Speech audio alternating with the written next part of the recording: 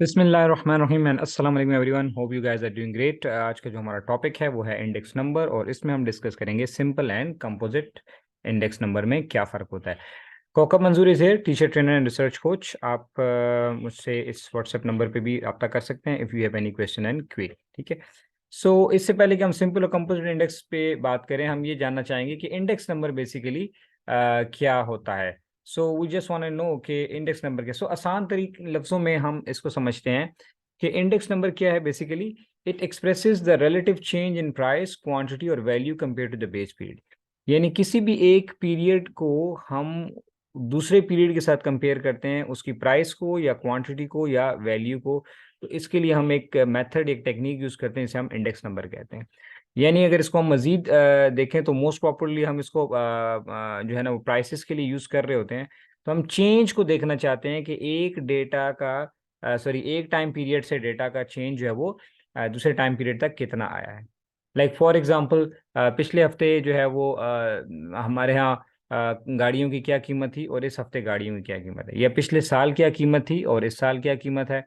ठीक है। इसी तरह आप स्टॉक प्राइसेस को कंपेयर कर सकते हैं, प्रॉफिट को कंपेयर कर सकते हैं, बहुत सारी चीज़ों को कंपेयर कर सकते हैं। So basically what we do, we measure the changes occurring in the data from time to time. So it can be year to year, it can be month to month, quarter to quarter, और आप एक time period को पिछले 10 साल से या 15 साल से 20 साल से भी कंपेयर कर सकते हैं। आप ये भी कर सकते हैं कि मिसाल के तौर पर 2000 में क्या प्राइसेस थी और आज 2023 में यानी 23 सालों में कितना चेंज आ गया। ठीक है। तो आप इसको किसी भी एक टाइम पीरियड को दूसरे टाइम पीरियड से कंपेयर कर सकते हैं। तो इसको हम एक्सप्रेस करते हैं परसेंटेज में, ताकि हमें समझने में आसानी हो कि ये फॉर एग्जांपल अगर 2020 में किसी चीज़ की प्राइस 100 थी और अब उसकी प्राइस 2023 में जो है वो उसकी प्राइस हो गई है, लेट सपोज 130 हो गई है। तो इसका मतलब है ओवरऑल 30% 3 सालों में इंक्रीज आया है। वो प्राइस में भी हो सकता है, वो क्वांटिटी इंक्रीज भी हो सकता है, वो वैल्यू में भी चेंज है, वो उसको भी हम चेक कर सकते हैं। ठीक है। So it's basically expresses the relative change in price, quantity और वैल्यू। सो मोस्टली हम प्राइस को देखते हैं, तो हम सबसे पहले प्राइस का ही देख लेंगे। तो सिंपल इंडेक्स नंबर में क्या होता है, हम जब एक वेरिएबल का चेंज देखते हैं तो इसको हम सिंपल इंडेक्स नंबर कहते हैं। तो इंडेक्स नंबर क्या है, ऐसी टेक्निक, ऐसा मेथड जिसमें हम चेंज को मैयर करते हैं इन परसेंटेज। तो सिंपल में हम एक वेरिएबल ले लें तो वो सिंपल इंडेक्स नंबर हो जाता है। ठीक है। जैसे आपको ये फार्मूला भी नजर आ रहा है पीटी यानी current time period divided by base period price, ठीक है, मल्टीप्लाई बाय 100। तो किसी भी चीज़ की लास्ट ईयर की प्राइस, जैसे मैंने आपको एग्जांपल दी कि लास्ट ईयर हो सकता है, लास्ट वीक हो सकता है, लास्ट मंथ हो सकता है, उसकी प्राइस को लास्ट वाले को जो हम लास्ट जो पीरियड होगा उसकी प्राइस को हम पी नॉट से डिनोट करते हैं, और जो करंट टाइम पीरियड है उसको जो है वो पी टी से डिनोट करते हैं। ठीक है। और उस चेंज को मालूम करके यानी डिवाइड करके हम उसको 100 से मल्टीप्लाई करेंगे, जो वैल्यू आएगी हम उसको एक्सप्रेस कर देंगे। तो जब ये एक वेरिएबल के ऊपर करते हैं तो इसको हम सिंपल इंडेक्स नंबर कहते हैं। If the index number is used to measure the relative change in more than one variable, that is called composite index number. जब एक से ज़्यादा वेरिएबल, यानी मिसाल के तौर पे हम जानना चाहते हैं कि जी वीट में कितना चेंज आया है, राइस में कितना चेंज आया है, कंप्यूटर प्राइसेस में कितना चेंज आया है, एजुकेशन की प्राइसेस में कितना चेंज आया है, अभी देखिए मोर देन वन वेरिएबल हो गए, तो ये कंपोजिट हो जाएगा। उसको कैसे कैलकुलेट करेंगे वो भी अभी हम चल के देखते हैं, लेकिन सिंपल का फार्मूला मैंने आपको ये बता दिया। ठीक है। तो सिंपल पे एक पहले न्यूमेरिकल सॉल्व कर लेते हैं, फिर हम कंपोजिट पे भी न्यूमेरिकल सॉल्व कर लेंगे। जी फॉर एग्जांपल लेबर स्टेटिस्टिक ने हमें बताया कि जी जनवरी 2007 में आवरली एज जो थी किसी भी वर्कर की वो $8.9 थी। ठीक है, फॉर एग्जांपल। और 2019 के अंदर ये जो वेज रेट है वो 15.07 हो गया। तो अब हम देखना चाहते हैं कि इन 12 सालों में, इन 12 ईयर्स के अंदर कितना चेंज आया है। ठीक है। तो एक बड़ा आसान सा फार्मूला था हमारे पास, पी टी यानी करंट टाइम पीरियड। तो करंट क्या है हमारे पास, 2019 जो है ये करंट टाइम पीरियड है। ठीक है। तो ये हो जाएगा 15.07 डिवाइडेड बाय बेस पीरियड। क्या होता है, पिछला टाइम जो होता है, चाहे वो पिछला वीक है या पिछला मंथ है या पिछला ईयर है, जो भी है। तो बेस हमारे पास यहाँ पे गिवन है 2007। तो आमतौर पे क्वेश्चन में लिखा भी होता है कि जी बेस्ड ऑन दिस। तो देखिए आप, बेस्ड ऑन जनवरी 2007, तो हमारे पास ये 2007 की जो प्राइस थी वो कितनी आ रही थी 2007 में, 8.9 थी। तो 5.07 डिवाइड बाई 8.9 मल्टीप्लाई बाई 100, ये हमारे पास आ गया 169.3। तो गोया कि इन 12 सालों में जो वेज रेट इंक्रीज हुआ है किसी भी मुल्क के अंदर जिसका भी ये डेटा है, वो कितना आ रहा है? 69%। यानी 100 से ऊपर कितना हो गया? 69। तो इसको आप एक्सप्रेस कैसे करेंगे, एक्सप्लेन कैसे करेंगे? This mean there was a 69% increase in hourly earning during this period. या जो 12 साल का जो टाइम गुजरा है 2007 से 2019 तक, इसमें वेज रेट जो है वो 69% इंक्रीज है। तो इसको हम यूं एज्यूम कर लेते हैं कि एज्यूम कर लिया कि 2007 में अगर वेज रेट 100 थी तो अब 169 यानी 169 हो गई है, तो इसका मतलब ओवरऑल 69% या 69.3% इंक्रीज आया है। ठीक है, ये क्वेश्चन है। अच्छा, इसमें आप इसको आप कर लीजिएगा। आप देखें, mean daily cost of government hospital room in Pakistan is 240 and private is 9480। तो फॉर एग्जांपल हमने ली कि एवरेज जो है गवर्नमेंट हॉस्पिटल के अंदर जो एक रूम का जो चार्ज है, रूम रेंट है, वो है 2450। ठीक है, और जो प्राइवेट हॉस्पिटल है उनका जो रूम रेंट आता है ऑन एवरेज वो है 9480। So what is the index of private school, private hospital based on government hospital?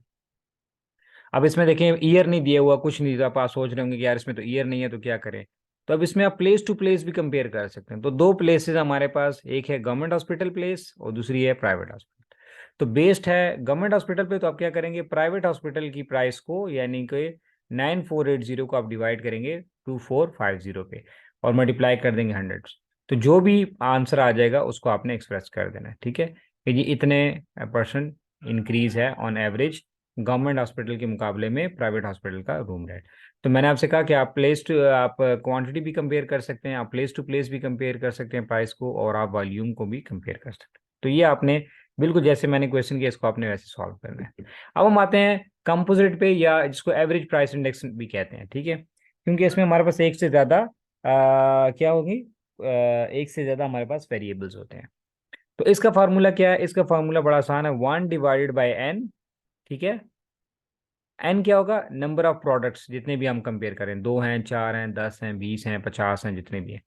और यहाँ पे वही P T divide by P not. ये पी टी या पी एन एक ही मतलब है, एन में भी मतलब है कि करंट टाइम पीरियड, और टी भी।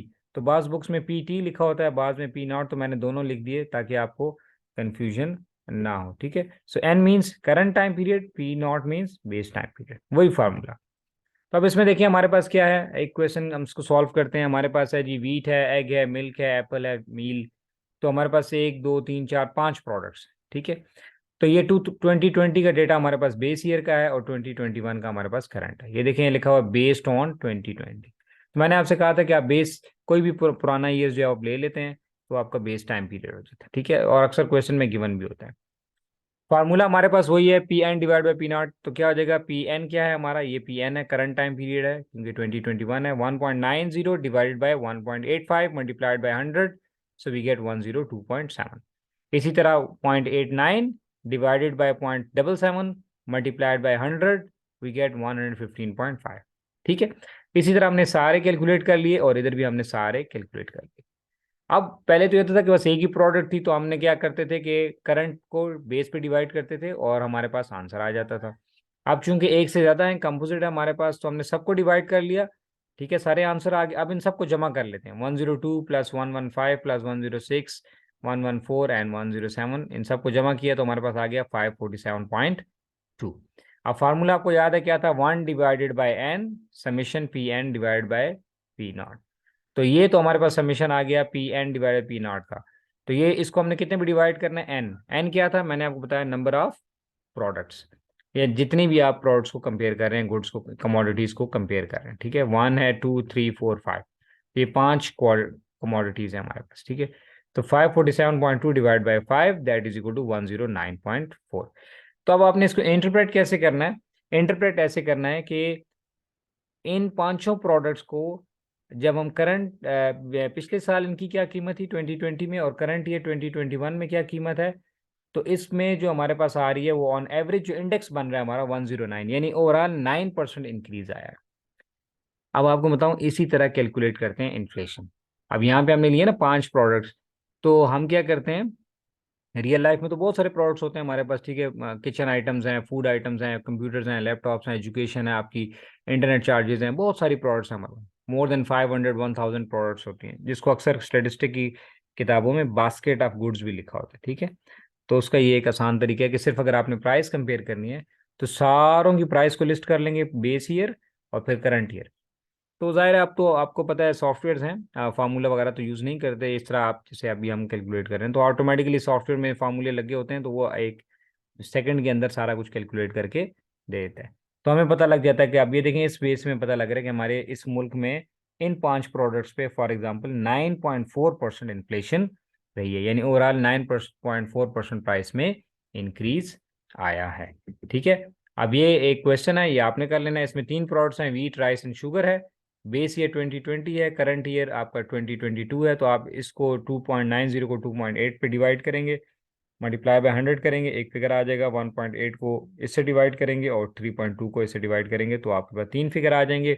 उन तीनों को आपने जमा कर लेना है, उन जमा करने के बाद फिर आपने 3 पे डिवाइड करना है। क्यों 3 पे डिवाइड करेंगे? क्योंकि हमारे पास यहाँ पे 3 प्रोडक्ट्स हैं। ठीक है, so this is how you can calculate the simple average price index, या इसको हम कंपोजिट प्राइस इंडेक्स भी कहते हैं। ठीक है, I hope you got the concept. If still there is any question, confusion and query, so you can discuss with me. Take care, stay blessed, and good luck.